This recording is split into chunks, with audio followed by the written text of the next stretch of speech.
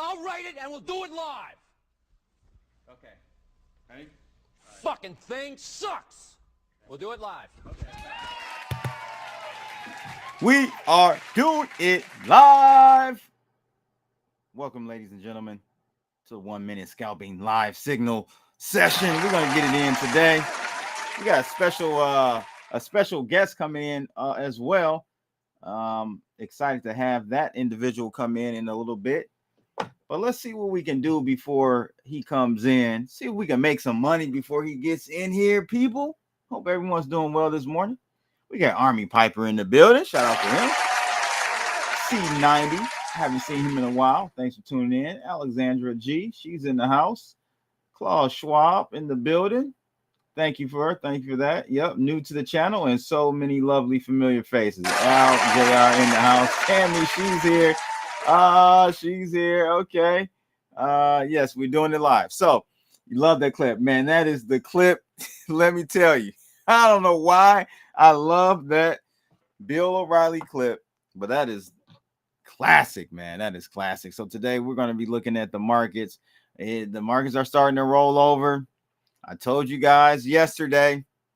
I don't know when people are going to listen to me. I guess never. It's okay. Don't listen to me because listen, the more you don't listen, the more I'm able to take some of that money from you. Amen. Amen.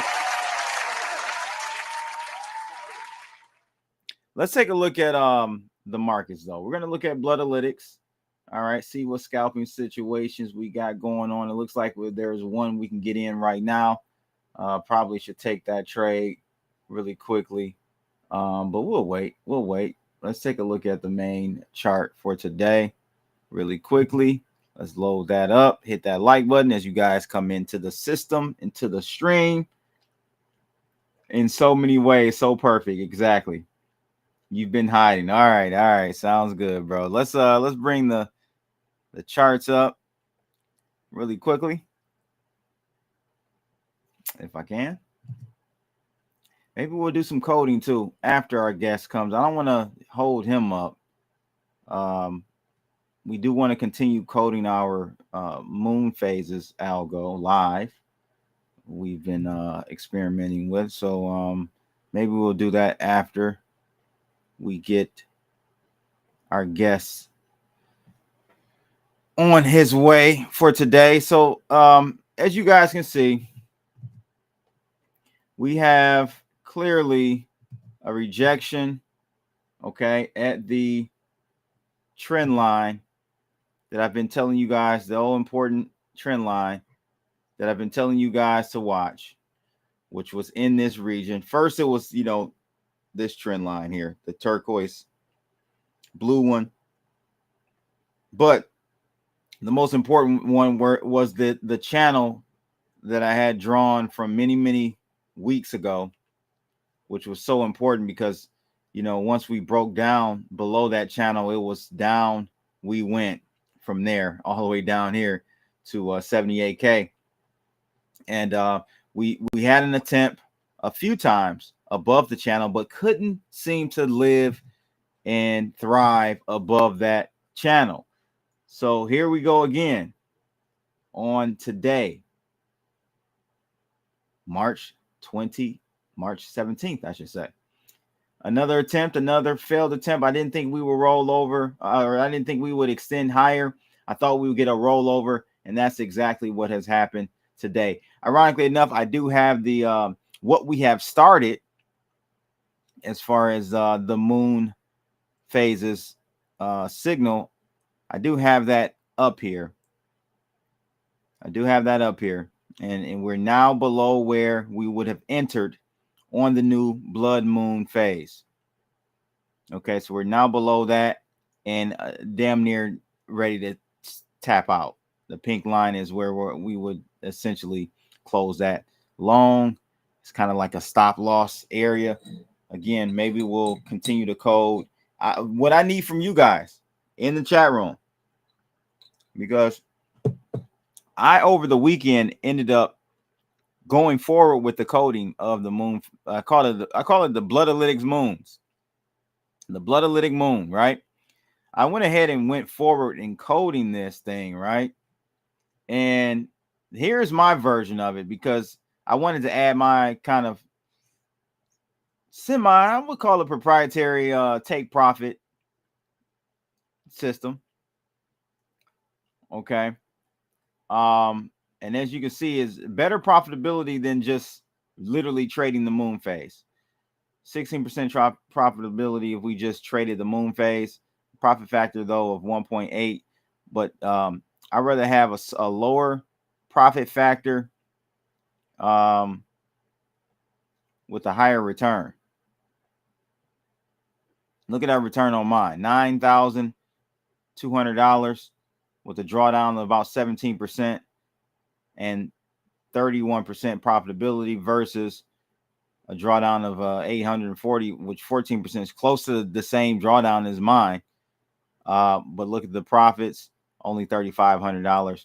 And this is based on essentially a $4,200 trade per trade, initial capital of $4,000. So almost dollar for dollar. That's how I like to calibrate and make my signals. I like to calibrate them dollar for dollar so that, get myself out the way so you guys can see that, so that you know, I don't overemphasize the leverage.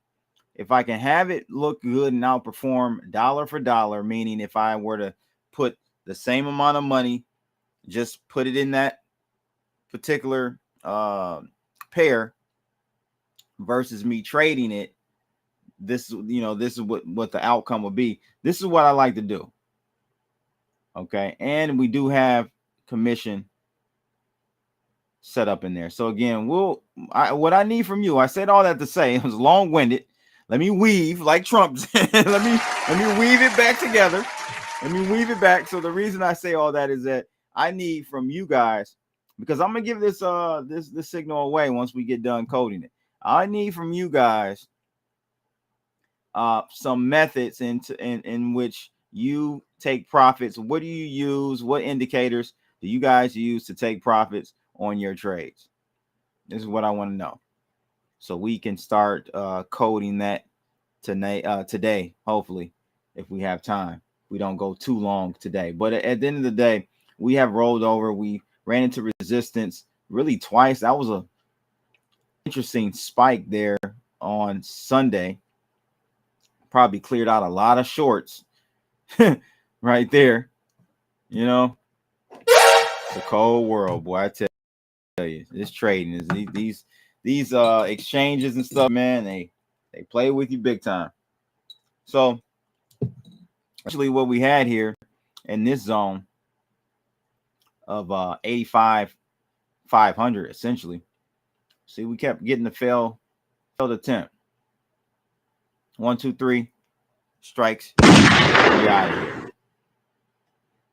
So I personally think at this point we are going to continue our rollover.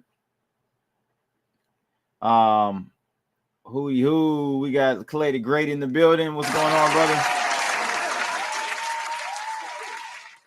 Now you're talking my language about moon phases. Okay, all right, Tammy. Let me give game. If you don't know, have a vision board. Okay, a vision board. All right, we might have to have Tammy drop some jewels on the whole astrological astronomy thing. But that's what overall, like, I think we head lower from here, essentially, right? I do think we drop back below this trend line, though right now it seems like we're having a struggle of breaking back below that. But I think we ultimately do that, and it's going to be interesting because tomorrow, we all know what's going on tomorrow, and we'll get 𝗪𝗘𝗘𝗫's opinion. He's going to be coming in here soon. What tomorrow holds. This is a big day tomorrow because we have the FOMC meeting. So that may determine some things. I think that they're going to keep rates paused. Now, if Biden was in office, they wouldn't be keeping rates paused. I'm going to be honest with you. They would continue. It's so ironic that they stop lowering rates when Trump comes in office. Like something actually changed. The data changed when Trump get in office, right? All right. Okay, buddy. All right. Sure.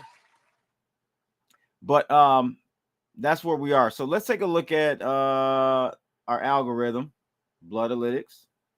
Cancel here. The scalping algorithm that is now available to all of you. Scan that QR code in the top right corner if you want access to that. Let's see where we are right now. So I did not trade this trade right here. We went short. This is a good trade we took on Bitcoin. We went short on Bitcoin at 10:30 last night. Was that last night or Monday night? Yeah, last night. And we've been pretty much riding the wave down, taking profits on the way down. You never lose taking profits, ladies and gentlemen. You never lose taking profits. All right, so the indicator help you out if you already subscribed or have this paid version of this script. I'll drop a link to the chart in the chat room really quickly so you can have it, and when you're ready you can activate it. But I saw a potential trade for us on Ethereum. Yeah, I have this scalping set up and calibrated for Ethereum and for Bitcoin. So we do have a trade for Ethereum going short. It was actually short as well last night at 10:30, but didn't see the same level of drop that we did for Bitcoin. It didn't drop as much. We're kind of trading in a channel here, been going back and forth. We went short again and tried it again, but ultimately we kind of came back up into this range. So we're kind of ranging where we're actually below the range for Ethereum right now. If I draw this, let me show you guys really quickly. Just eyeballing this, you can see what I'm talking about.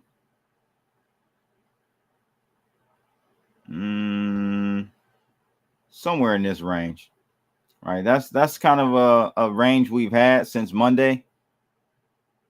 Extend this out, but seeing that is the case, we dipped below it, and you know, now we're trying to move back up. But I think ultimately we do head lower in the markets overall, so it wouldn't be bad to put this short on and see what happens. So let me go ahead and do that really quickly before we bring in our guy 𝗪𝗘𝗘𝗫, who's the chief resident trader for today. Let's see here. Let's go on over to our spot. Are we on Bitcoin? We are. Let's go on over to Ethereum. All right, let's put some chicken on the table.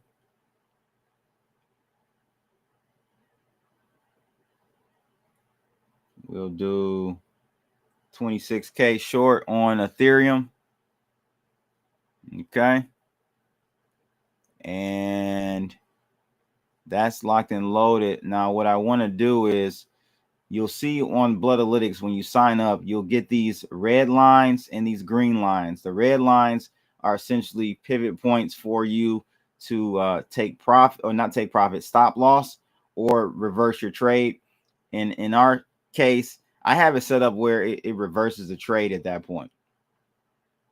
But I don't know if I can set that up like that on BYDFi. So I'm just going to put a stop loss in there for now. Always want to protect yourself just in case something happens. You lose internet connection, whatever the case may be. You want to definitely have your stop loss intact. So if we hit that stop loss, I'll lose about, what was that, $132. So not too bad. And let's see how this plays out. Again, I was too late for the Bitcoin trade, but we are locked and loaded for the Ethereum short. So we'll see how that plays out. Jesse Jacks in the building. Whose birthday is today? Yours, Jesse? We got El Camino in the house. Play the great. All right, so now that I got my trade in, and we'll monitor it and reverse it if we need to. Now that I've got that in here, let's go ahead and get the man of the hour in here. He's pointed a lot of his crew over here, so I appreciate that greatly. Let's get Army Piper in the building here. Army Piper, what's good, brother? Get low when the whistle go. Gotta get low, bro. Get low. What's going on with you, bro? Not much. How you doing, man? How you doing? Good, man. Got my coffee. Trying to wake up, man. Trying to get it together. Yep, I gotta have the coffee. I moved past coffee. I'm past the coffee already. I'm drinking water. It's it's about 9:22 out here in Mountain Standard Time. So okay. Just all right. So how did your stream go? I didn't get a chance to watch it. It's good. It's good. Getting the crust out my eyes. We went over the charts, of course. We do that. We went over the macro, and then we talked about regulation and policy. You got to consider, man, like right now with the way that things are sitting in the markets with the sell-off, the fear, the risk factors. I mean, TradFi breaking into levels of bearish zones, like it's selling off, right? And so where would we be at right now if we had all of the bullish information that's coming out on crypto? Where would we be at right now if we were actually looking at this from the perspective of price action with all the bullish info and we didn't have all the macro stuff? I think we would be much, much higher right now than what we are. So, but again, if you look at it, okay, we have all the macro stuff. What if we didn't have all of this bullish policy and regulation and adoption coming in? How low would we be right now? So it's pretty interesting twist there when you look at it from each side of the aisle, Yeah, I think last night on my rundown live stream, I talked about MicroStrategy and a JPM report that came out actually earlier this year. It came out in January, I think, but it came out and they said that MicroStrategy in 2014 or 2024 bought 28% of the float, available float of Bitcoin. Like, how do you feel about that? Because where would we be without MicroStrategy? And is that a double-edged sword? It is absolutely a double-edged sword, in my opinion, man. Because if you look at the ETF outflows, they're selling a lot. Well, I keep hearing, everywhere I look, people are like, the institutions are buying your Bitcoin. No, they're not. They're selling the Bitcoin. Their outflows are much higher than their inflows now for like the past 30 days. I saw that last week. What's up with that? What do you think that's about? I think that the markets are scared right now, man. That the markets are just scared. At the end of the day, they're looking at this from the perspective of as a risk asset, and they've got scares right now. And I think a lot of it's purposely done. I think there's some people want to talk about manipulation. I think we're all being manipulated right now, Blood. Gotcha. I think we're all being manipulated right now. Yep. And the big reason that I think that is because we have Right now, we have $9.2 trillion in U.S. debt that's due to be refinanced or it's going to mature, meaning the IMF is going to go, hey, $9.2 trillion.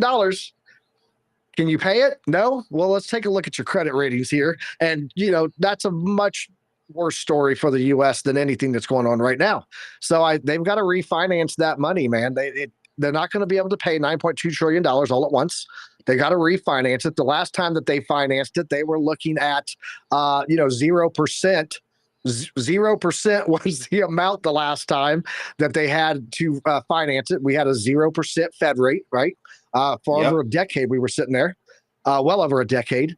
And now they're looking at refinancing it at a 4 to 4.5% rate, and that's just. And let's not forget the Bank of Japan, right? We talked about this last year. Japan. Yes, we did, absolutely. And so they're going to have to refinance that.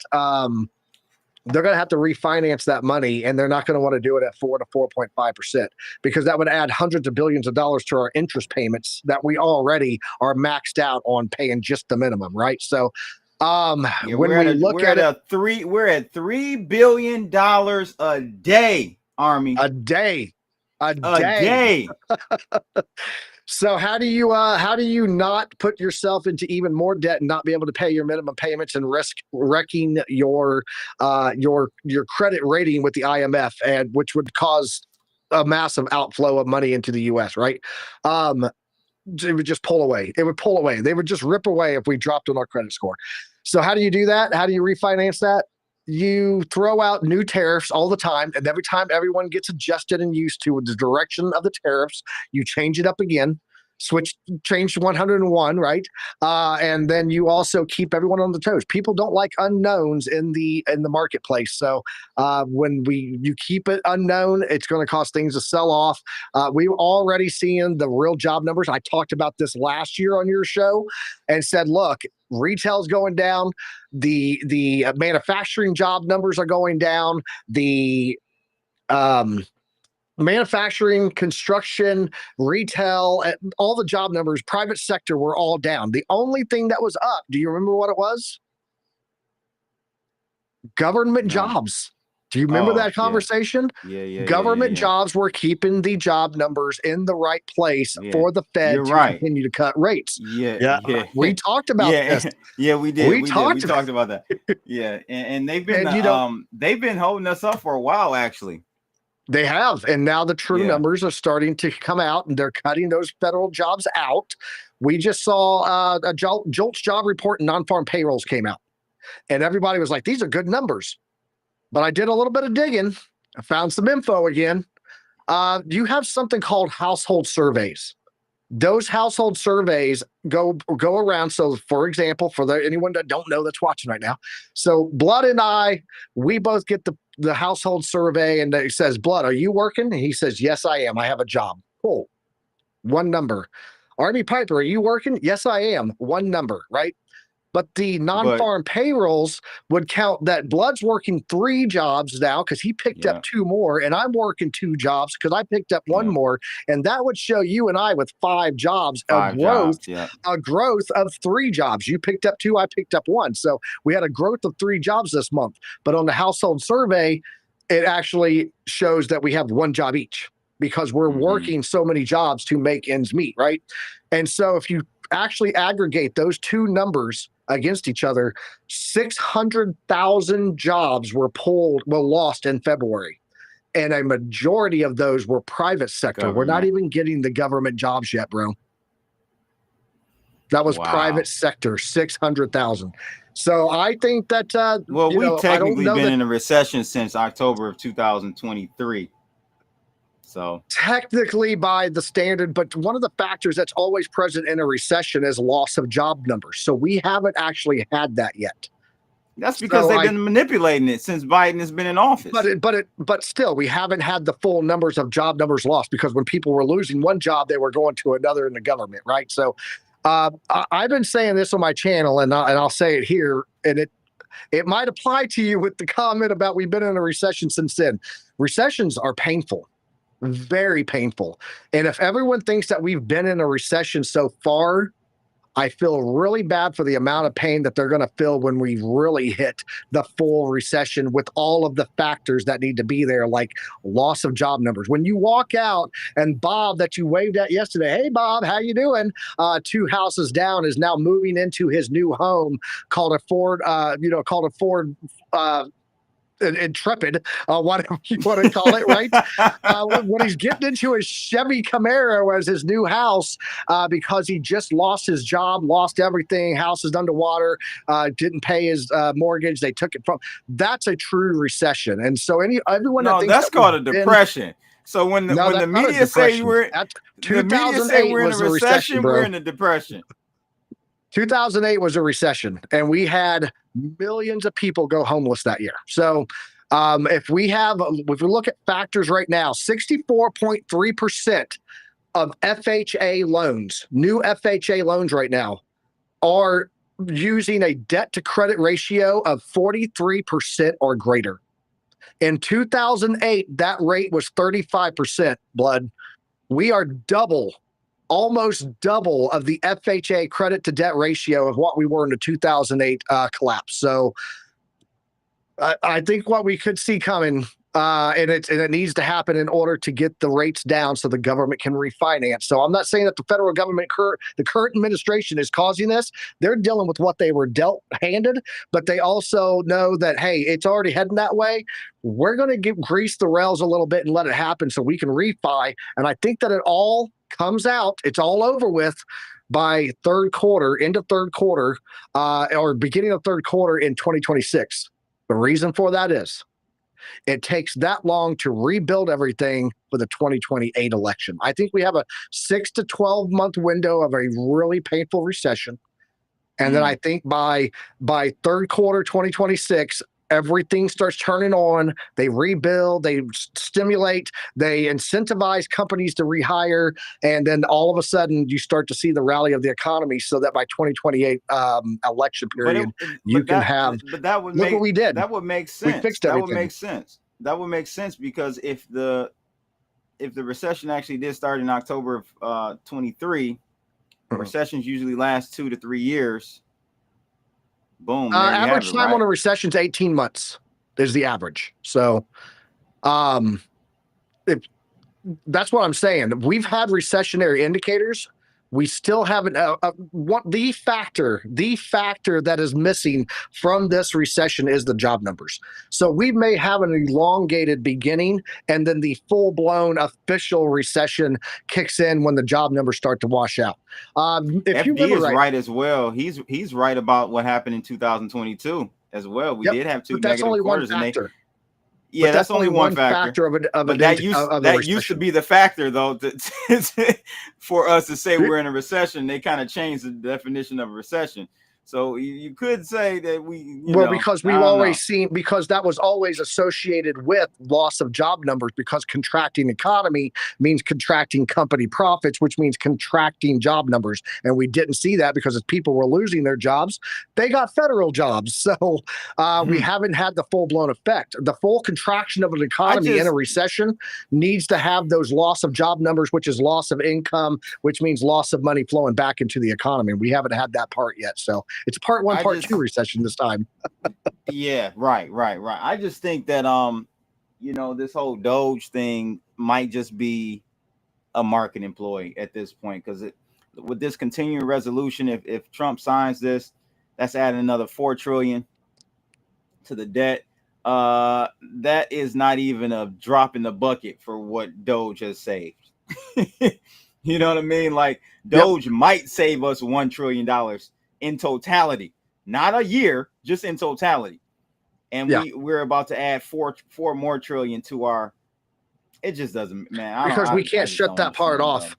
We got to keep our credit rating up on the world scale. I know, and we've got to refinance. So if we don't, the trajectory is that if our debt gets to 42 trillion, I think it is. Yep, 46 somewhere around there is like the event horizon. There's no point of return at that point. Or no return. We're literally right there, like 2 years away from that. So I don't know, man. I don't know what the hell is going to happen. Well, let's take a look at some charts, bro. I want to see what you have to say. Go follow Piper Academy on YouTube, guys. I have the link on the screen right now. Scroll down there. Check those scroll guys down there out. on my videos. Click videos and scroll down. Click videos. Let's see here. Yeah, and then scroll down there. Where's that video at? Right there. You just passed it. It was up. Third one right there above your $108,000 cycle top. Yep, that's the one, bro. That's the one. I got completely out of the markets when we broke 103 and hit 102.7. I sold everything and started the DCA reset. Yep. Nice. Round of applause. Saw it coming. Macro, bro. The macro. There you go, man. There you go. Abandoned ship. That's it.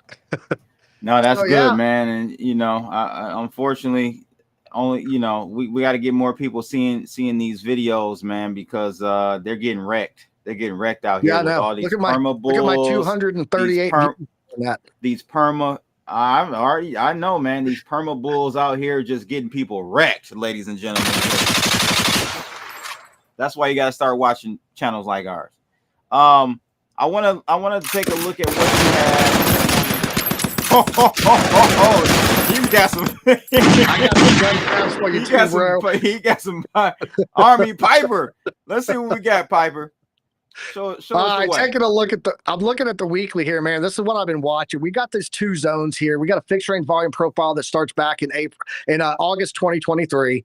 And then that runs into this fixed range volume profile. And you can see right now, we are pretty much coming out of a volume node. So with this little nipple right here is what's holding us up. The point of no return for me, well, that would be a return, but the point that's a critical area is this little tiny volume node here. If you take a look over here, that volume node, let me go to isolate that top chart off. I'm looking at the 4 hours so I can show you a little bit of what I'm seeing here. And let's look at this long range fixed range volume profile here. This level that I'm watching right here, and I got to find where that fixed range was at. There we go. There we go. It's way back there, way back in the day. So this level that I'm watching here, that little area that I showed you on the other chart, that is what I'm calling Bitcoin's last stand. And I've had this on my chart for months, man. My community, I was like, look, if we lose all these other levels, I had all these other levels on here that we were watching. And I said, if we start losing these guys, and you can see how well they've played out as supports and then resistance, right? And so when I started watching this, I removed everything off. I was like, all right, get rid of everything. We're down to Bitcoin's last stand, and it's off of that fixed range volume profile. If we lose that, we go down into the twin peaks here, okay?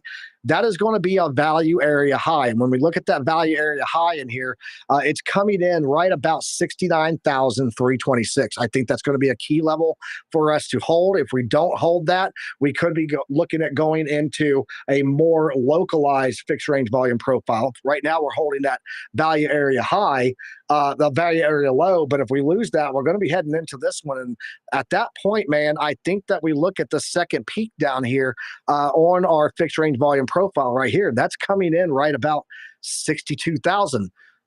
Something to remember.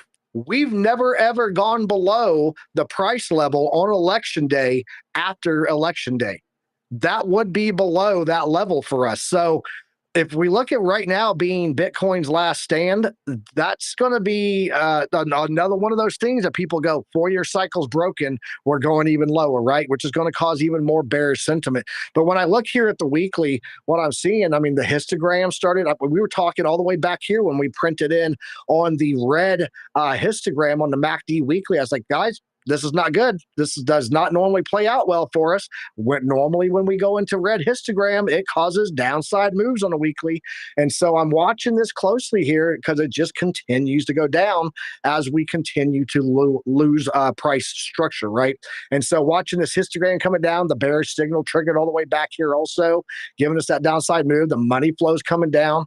Our RSI prime, which is a RSI turned into candlesticks and then flipped into Heikin-Ashi, and you can see it pretty much called the top there again also, just like it did back here in March, just like it did back here in the 2021 period. Plus, we had another change in the cycle this year, and that is the Pi cycle indicator. We did not get a Pi cycle topping indicator. Where are you, Pi cycle? You are there. There we go.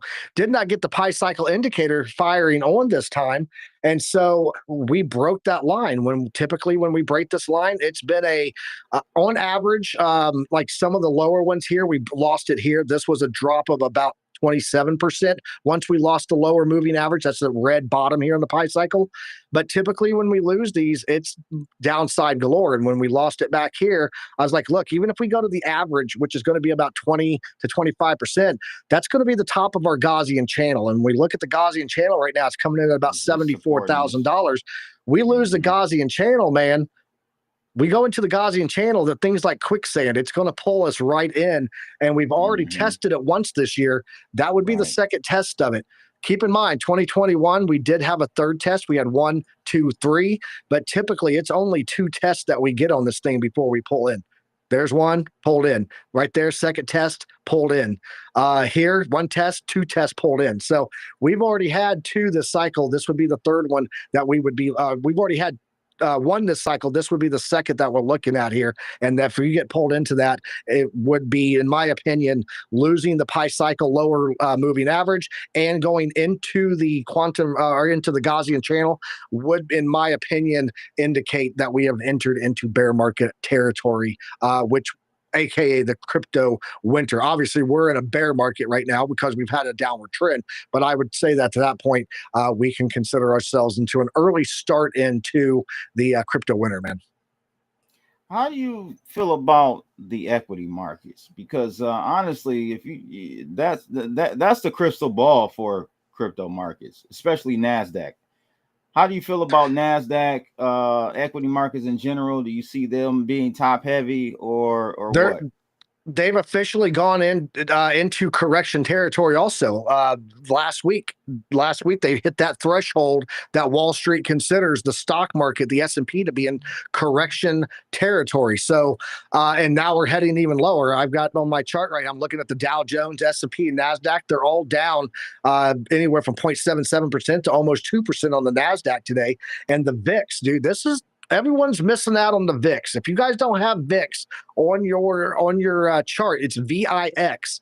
This is the volatility index, and when the volatility index is above 20, it's a dangerous time to trade, and it's not a good look for, because typically when this is growing, your stock markets sell off very quickly. And remember, volatility it's almost like the worry. Down. It's almost a worry index, you know. It is, absolutely. I call it I've always referred to it as the insurance. If you think that the markets are going to go down, throw some money in the VIX and you'll protect your hedge, right? You'll hedge against your portfolio. When we're below 20, that's when the time to trade is, because you can trade the trend without all of the crazy scam wicks that are going to stop you out every which way but loose.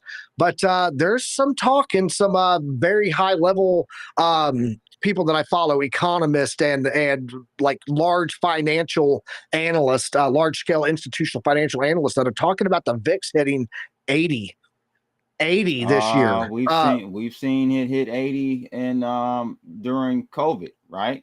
Yep. Or 90. Did it hit 90 or 80? It hit let me pull it up. I got the chart here on it. See. Let's go see. Let's go to this chart. Yeah, we'll do this one, and then I'll go to the VIX.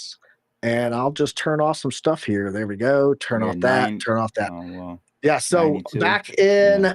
back in COVID, we hit 84. Up to 85. Yeah, that's what I thought. So that's what I thought. Back in 2008, though, we hit 90. A level here of about 96. So yeah. So, but they're talking about coming all the way back into 80 again, and that's not going to be, if you overlay this. I have a thing called book charts here.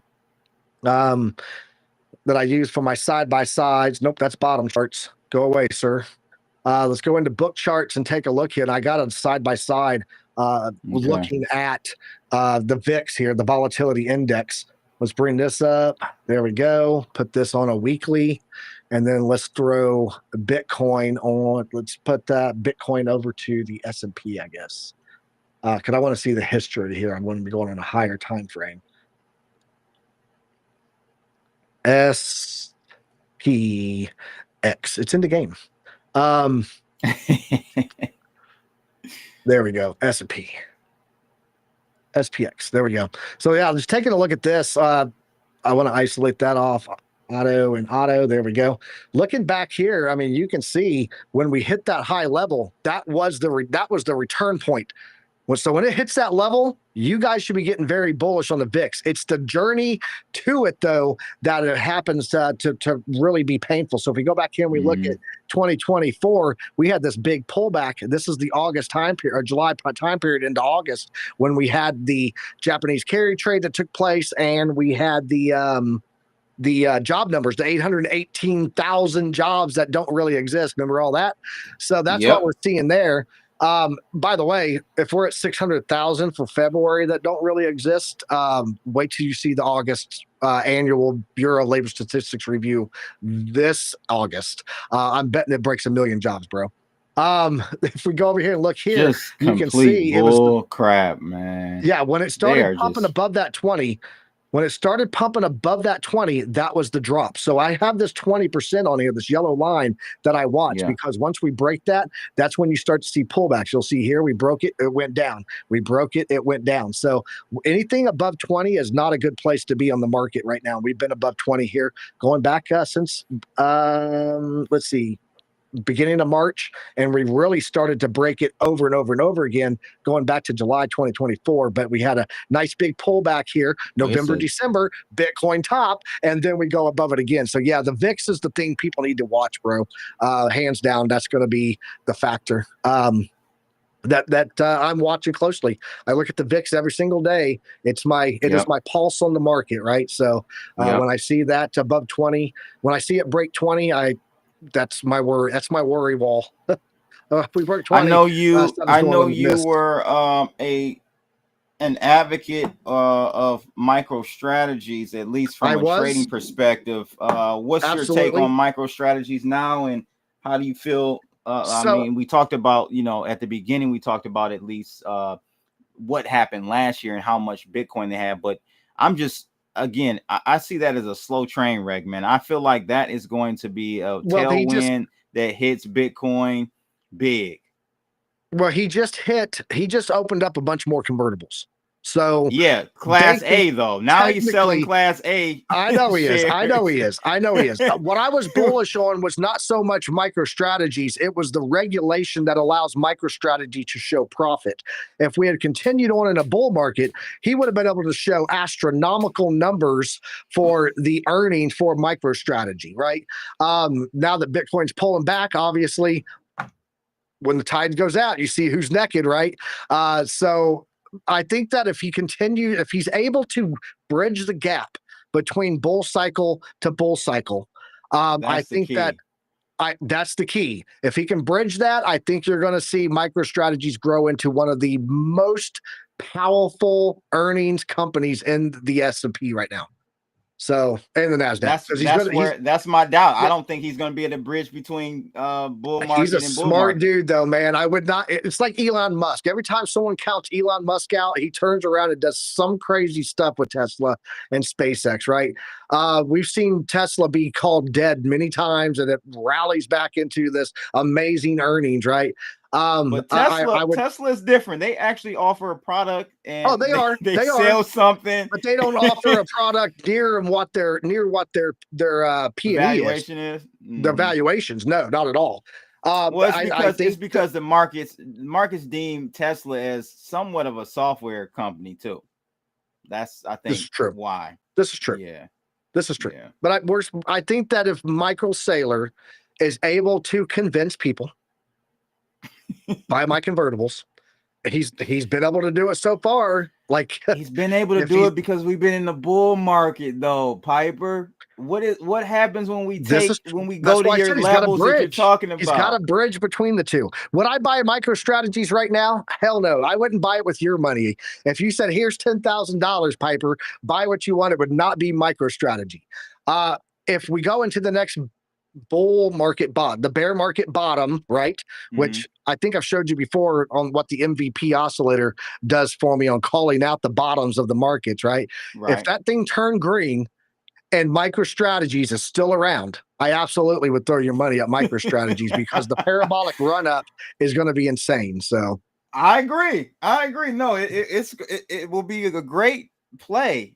I don't think they're going to make it across the bridge, bro. I don't think they're going to make it across the bridge of the Bulls or the Bears. I don't know that he will either, honestly. At this point, with the bull market being, did you see 𝗙𝗘𝗘𝗫's article today? No. The CEO of 𝗙𝗘𝗘𝗫.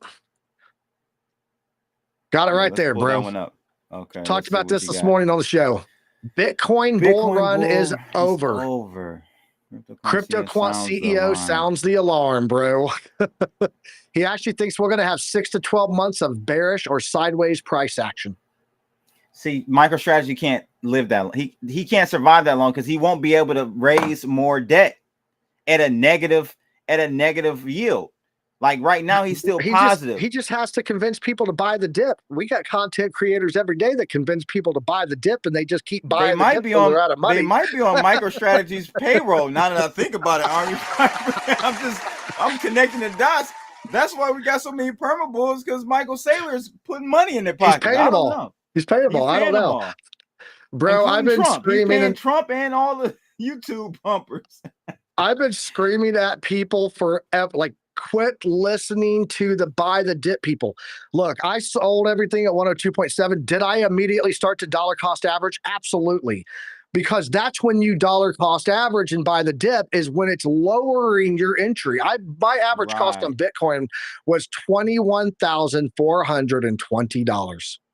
So when I'm looking at just buy the dip, why? And raise my entry? Why not take my profit, start my DCA reset over as it goes down into lower risk bands, add a multiplier to my DCA times 2, DCA times 3, whatever, based on risk bands. And then once I hit that 70% risk band again, take out my profit, close out 30%, close out 50%, and then close out 20 on the 𝗪𝗟, right?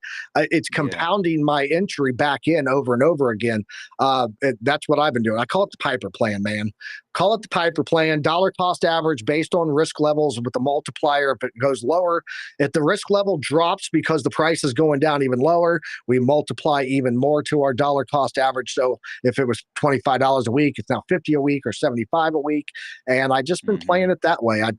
102.7 WBTC live from Detroit, Michigan. I love it.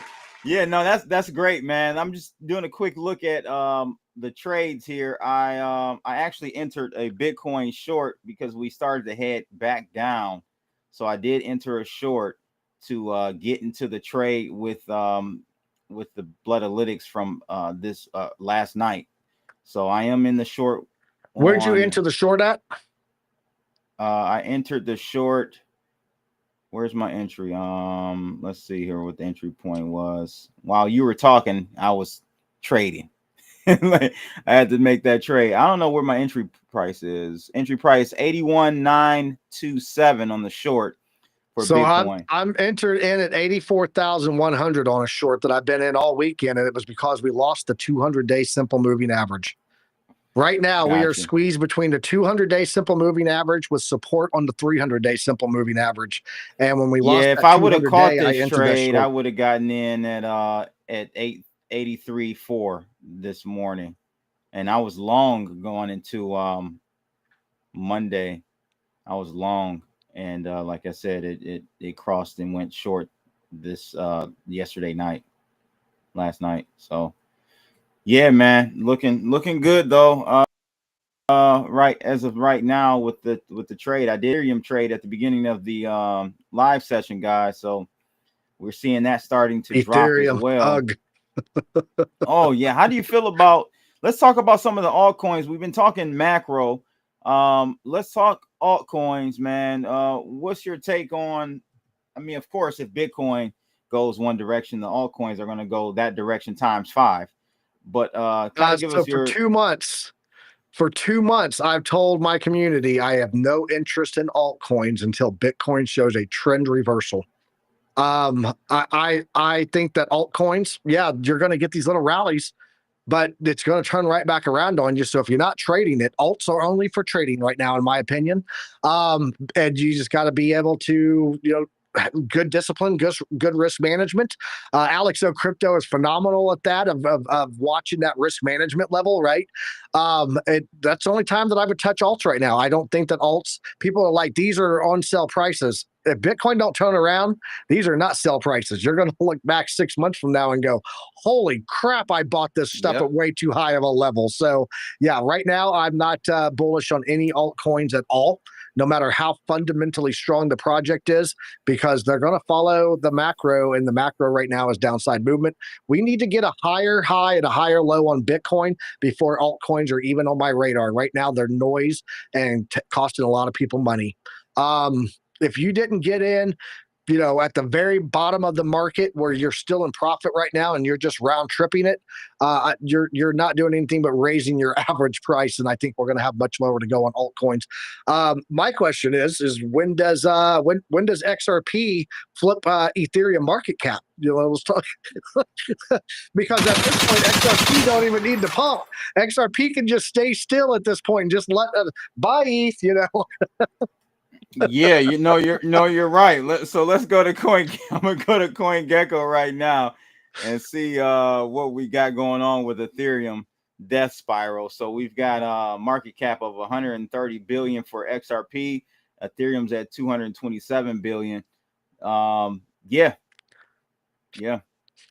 Not too much more to drop. And it's going to drop. Ethereum, let's have a real conversation there. I've been telling people for the longest, Ethereum is not where it's at, man.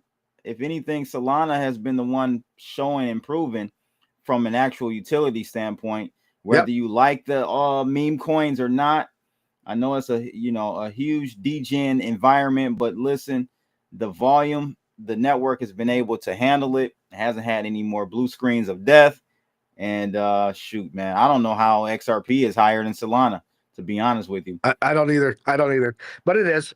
Shout out to FD White. He said Piper gave me the hard conversation in December and I took profit. So shout out to FD White. That was pretty much the last pop was December. So shout out to FD White. I highlighted that one. Yeah, nobody wants to listen to me. The people that do listen to me, I get messages from them. I actually had some humbling messages in the past couple of weeks.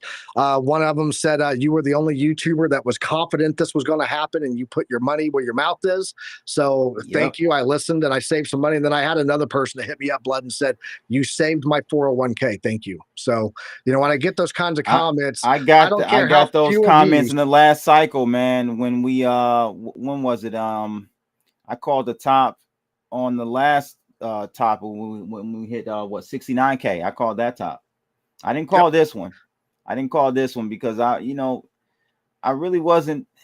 I thought 100k would be kind of your zone, and we did overshoot by 8%, which isn't. I'm not off by much, but I did think around 100k was going to be roughly the top, and we did overshoot. When did I put out that top video that you showed earlier on my 108K? You put that out on 2 months ago, which I don't know what day. So let's see what day it actually was. Welcome back to the Piper Academy, where we decode. Does it show actual December 23rd? So December 23rd. So on December 23rd, I called market top there. So. Yeah, December 23rd, he called market top, which is we had one more liquidity grab.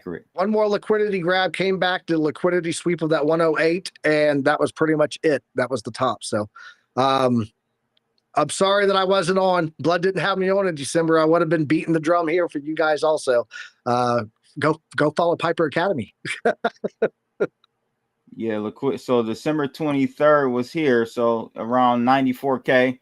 So again, not off entirely too bad, man. I mean, give or take 10%, that's still highly accurate on a top, Yeah, because it was based on this, and I've got a chart here I'll show. Go back and watch the video. But I've got 238 views, the rookie numbers. Hold on, I got that.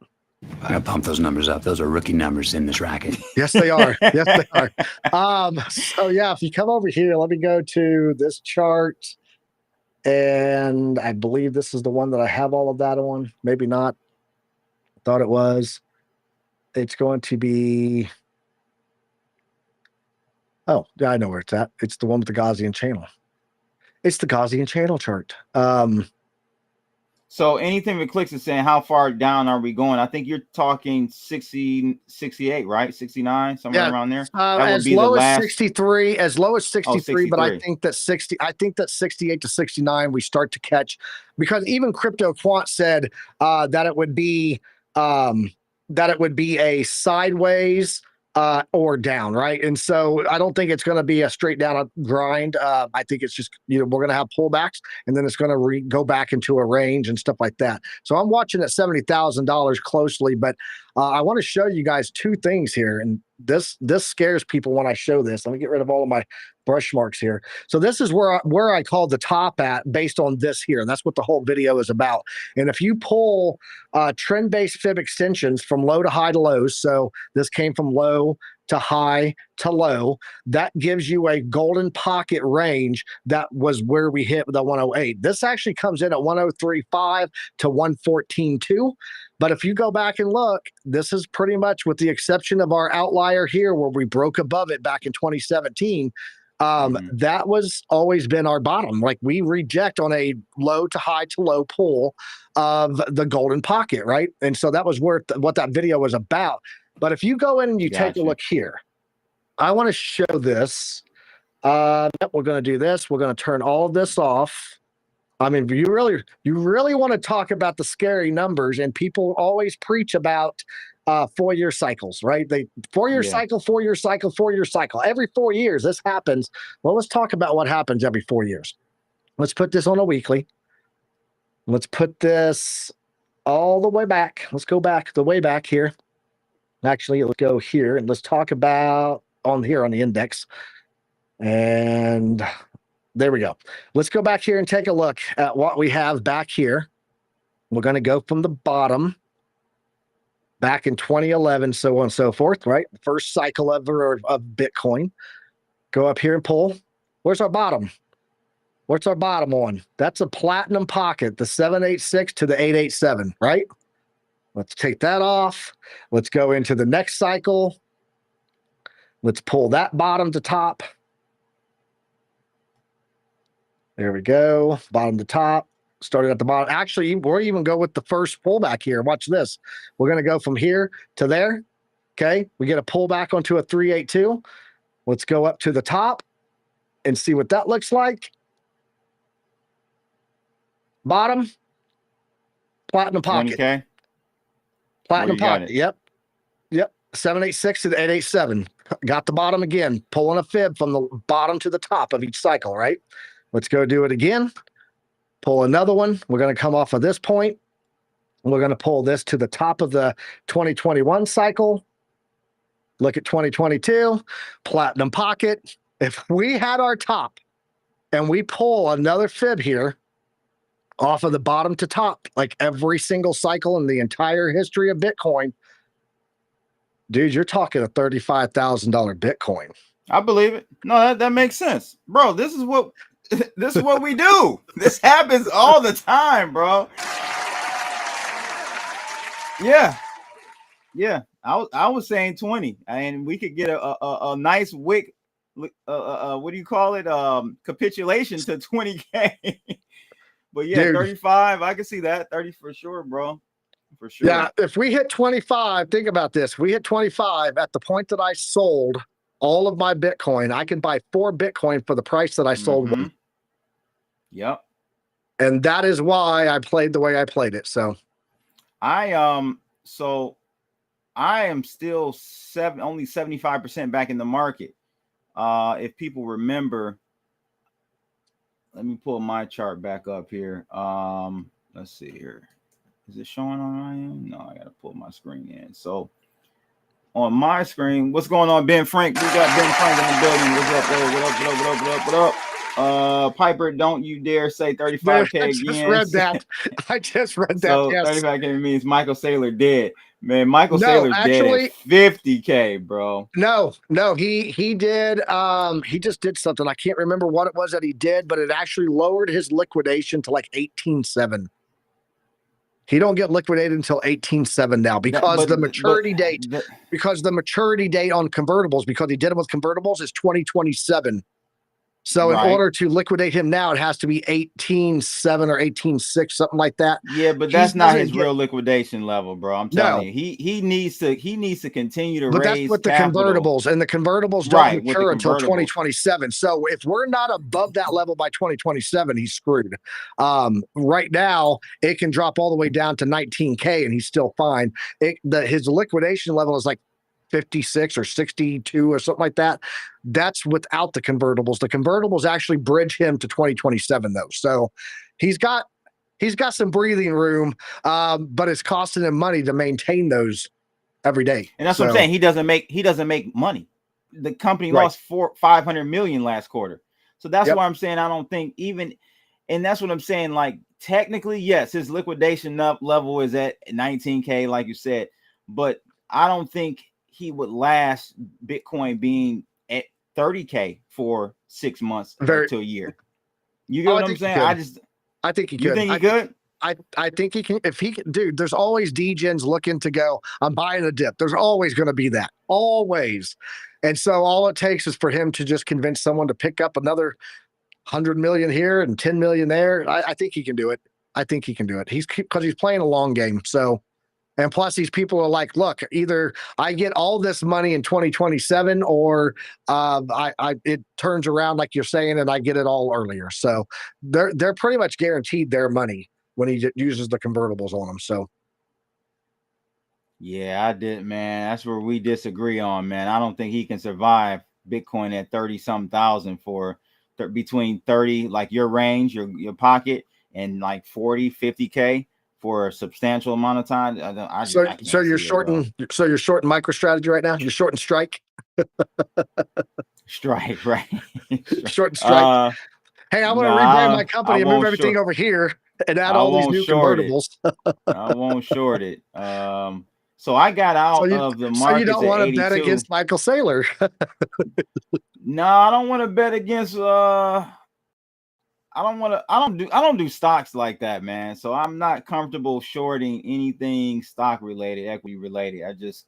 Now there was the biggest call, the biggest bull for MicroStrategies actually did put some shorts on a while back. I think about a month or two ago, and they were the biggest bull callers for MicroStrategy. So that could say something. They actually end up going short, but I end up getting out of the markets back here at 60-something thousand.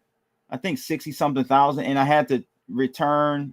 I'm trying to find if that was it. I got so many squiggly lines. Is that back in March of 2024? No, that's October. I'm trying to find out where. I think it's a little bit back further. But I took half my. I went 75% cash. And the markets end up turning around. I had to get back in right here, which was so I got out at 82K. I got I got back in at 82K after March 2024. I pulled 75% out also. Actually 80%. I left 20% in after March. I think I remember that. Yeah, I think we did around the same period. Yeah. And then I got back in at 53K on the bottom. Of right before it pumped again. So I'm twice this cycle. I've gotten out near the top and back in at the bottoms this entire cycle. So yeah, that's good. So I put 75% back in of the 75% I took out. I got back in here, but I never added to it. I said, hey man, if this bad boy keeps running, okay, whatever. But I know at some point, like all markets, they have to come back. And lo and behold, where are we? Right where I entered back in. So I'm hoping that we do go lower because I can get more of that capital back in there. And yeah, I think we are going to go lower though, much lower. So I'll be good. You just got to be patient, man. That's what people, got to be patient. Markets never go up and never come back to that level. 9 times out of 10, it passes that path multiple times before never coming back to that level. But Blood, yeah, right after I sold, I started booking trips. So, you know, I took a cruise last week, was on a cruise in the Caribbean, went to Grand Cayman and Cozumel. December, Nice. I'm going on a cruise up the rivers of Europe to hit all the Christmas markets in Europe. So going to be doing that for 10 days and spending 3 days over Christmas in Amsterdam. And then January, less than 30 days after I get back from that, I'm doing 14 more days down in the Caribbean, staying in the Haven on Norwegian Cruise Line. So yeah, nice. hey, I don't need to look at charts. I'll just plan vacations, and I'm starting my DCA reset when my bottom indicator fires off in the MVP oscillator, which is called perfectly every single cycle. Where's that chart at? Here, I'll show it to you. Let's go into here and let's go to, which one is it? This one? I believe this is it. MVP oscillator. Oh, it's right here. There we go. Let's put it on here. Let's turn on the Chart Prime Oscillator Pro, and we're going to go into settings, turn this bad boy on to the MVP oscillator, and this is all I'm going to do. Come on, MVP. Put this on the monthly. So when the monthly candle closes, I get a bright green candle on the MVP. 10% into my portfolio, 10% into my portfolio, 10% in, 10%. When there's no more green candles, I put the rest of it in. That's how I had 21,420 as my average for this cycle bottom. Go back here into looking at the cycle back here in 2019. We had 2 months of it. So you would have done 1 month, 2 month, 80% in. So you've been 20% in for those 2 months, the other 80% in when there's no more. That would have caught the bottom. Go back here and look at the bottom of the cycle that we had here back in 2015, pretty much caught the bottom. So yeah, this thing just keeps playing out buying the bottoms, man. When this thing fires off for me and I get my notification on it, it's time to go.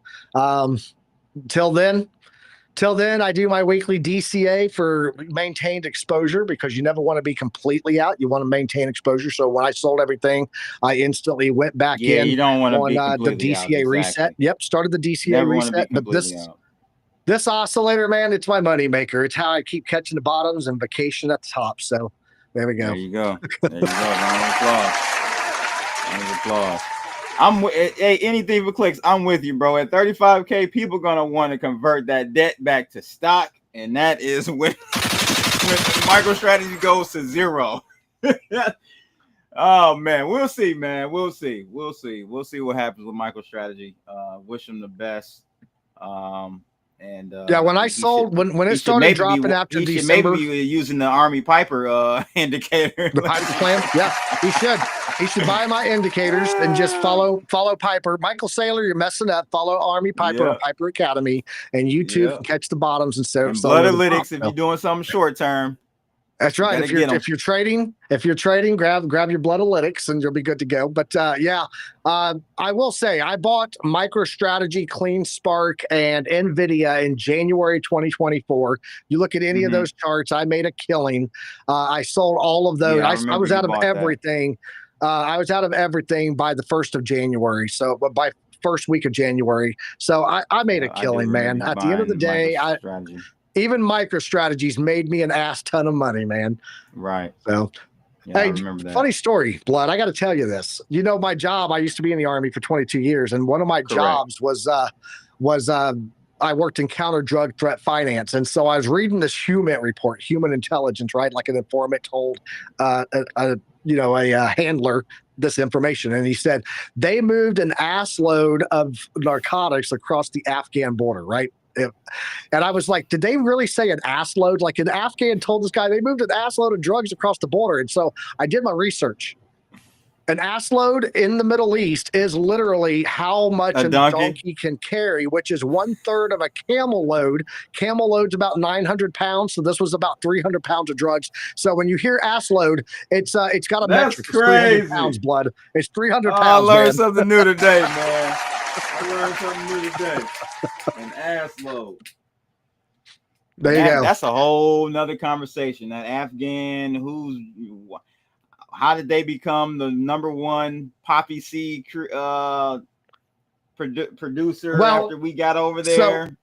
No, we actually, so working in counter drug threat finance. That was what I was doing, right? So I worked with the Afghan police, and we were doing the counter narcotics operation planning with the Afghans to target the opium fields, because there's an estimated 10% earnings that the Taliban taxes at every single stage of opium production.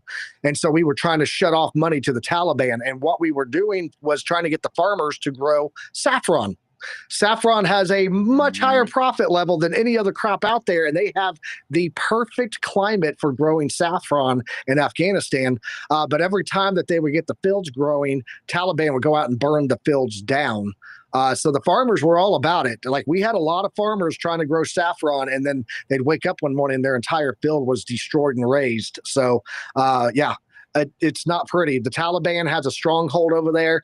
And when I saw that the Taliban was actually moving opium across the border because they had so much opium to offload, that there was not enough money for buyers because we were shutting off the rat lines, right, of money flow in and money flow out.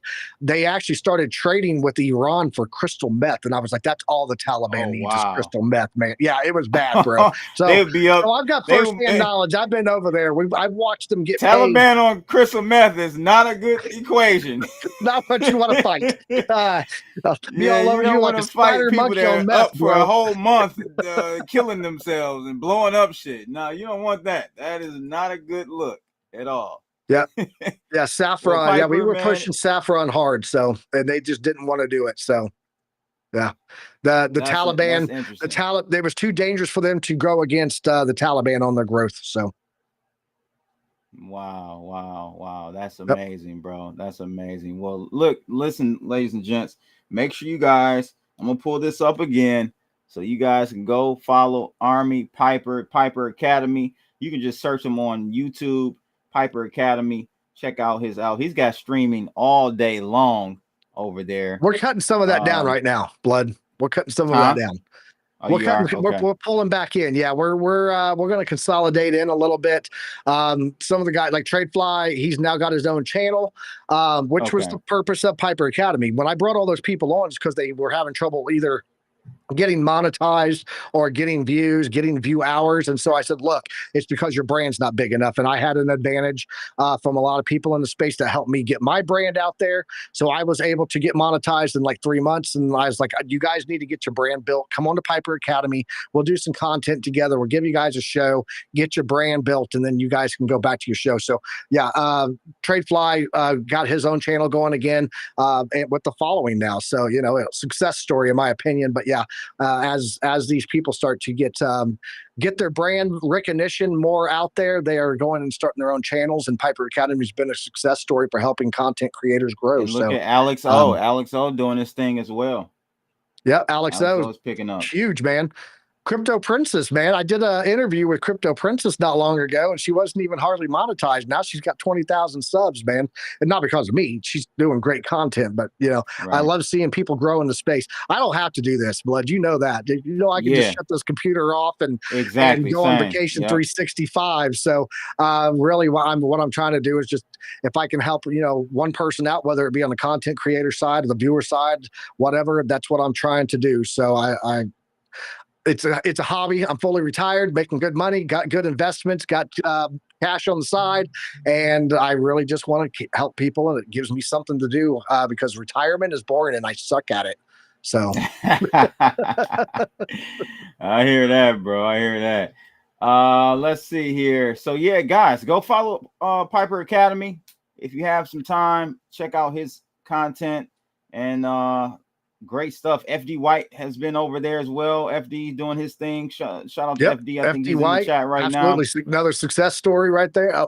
He was already doing his thing. I felt honored when he wanted to come join our show. FD White, that man is salt of the earth. Love that dude. Yeah, another fella from the D. Definitely gonna have to get you back on, FD. So man, it's been a pleasure. Make sure you guys hit that like button. And also, don't forget, we have the Bloodalytics indicator available now, scalping indicator available now. All you got to do is scan that QR code that you see on the screen right now in the top right-hand corner and join the team. Anything for Click says, what's Army's thoughts on gold before you head out of here? I called It $3,000. got over 3K. I called that a long time ago. I said gold's going to hit $3,000. It was about $1,900 when I said that. I said gold's going to move to $3,000 as everyone starts to go, hey, you know what? Global liquidity looks a little weird right now. I start seeing the cracks in the European economy. I was seeing the macro cracks in UK's economy. I was seeing it in Japan's economy. China was already defunct and broken when they're from their GDP being wrecked by real estate. That's a majority of their GDP is real estate, and their real estate was cracking. I was like, gold's going to hit 3,000. My new call, gold's going to hit 5K, bro. When? I think in the next 24 to 48 months, or 24 to 36 months, so 2 to 3 years, we'll see $5,000 gold. It moves slow. It's a very big market cap. It takes a shit ton of money. Selling my gold at 2,500 because I had a bunch of scrap gold. I didn't have any gold, but I got a lot of silver. New jewelry. I stopped buying precious metals. Yeah, I got a lot of silver. I stopped buying it when I found out about Bitcoin. But before Bitcoin, before 2013, I stacked up my a lot average of silver. price Never on silver is sold it. about $16 is my average price. Mine on is silver. like 30, 32. Unfortunately, it has gone nowhere in that time frame. I think silver's going to continue to rise, but yeah, we had a bunch of scrap gold. My wife wanted a new ring, so I took that scrap gold, sold it because my jeweler does 80% spot, so which is pretty good for And so I put all that in when it was like 2,500. I told my wife, so we're going to regret that we turned our gold into a new ring at an 80% spot price because I think it's going to be much higher. So. Make sure you guys don't forget the free Telegram room is available, powered by BY as well. Got market analysis, swing trading, scalping signals in there. So check that out too. Scan that QR code on the screen. And that's it, man. We out of here, people. Thanks for tuning in. Army Piper, always a pleasure. Until next time, my friend. Peace. Appreciate you, brother.